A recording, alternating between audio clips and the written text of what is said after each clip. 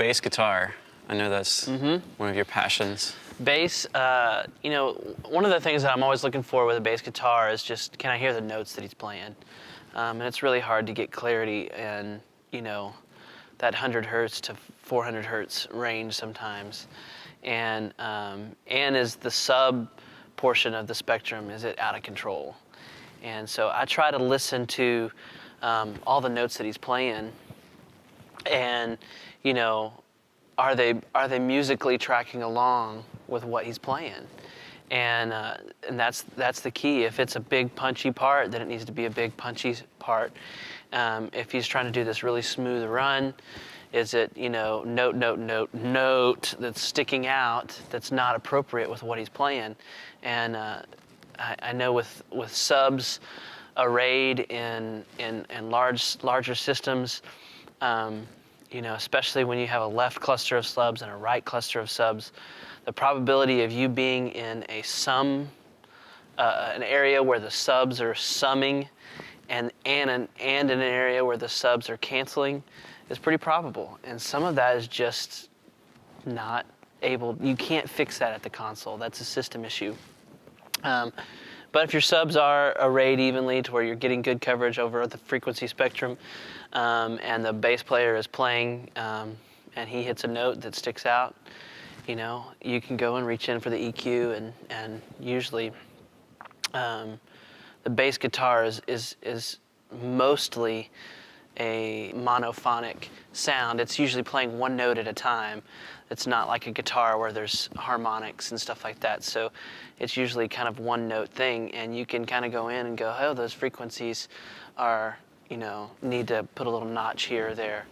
But that's what I'm looking for with the bass is when he hits that low string, do I feel what I need to feel? When he's doing the notes, up on the fretboard, and real high, do I hear those things, and is there too much click in it? Do I hear the strings?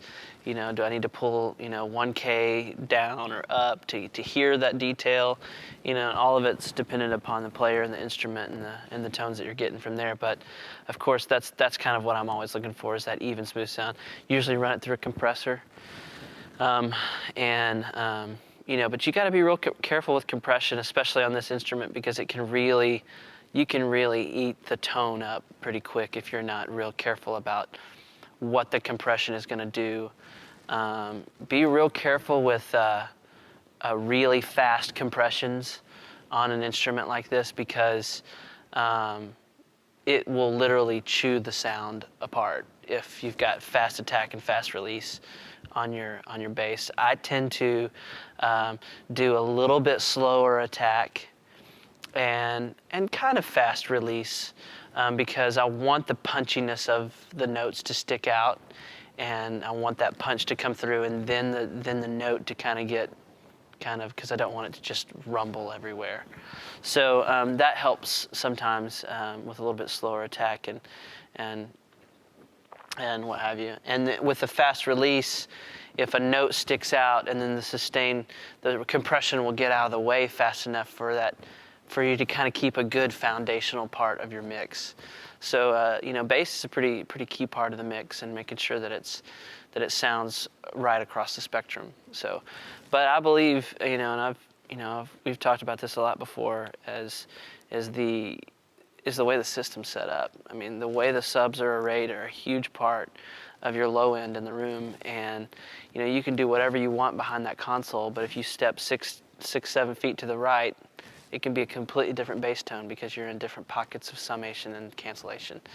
So arraying your subs, in the system is a really important part of getting that mix the way you want low end wise. And you can make it sound smoking to you, but that's not your job. Your job is to make it sound great to everybody.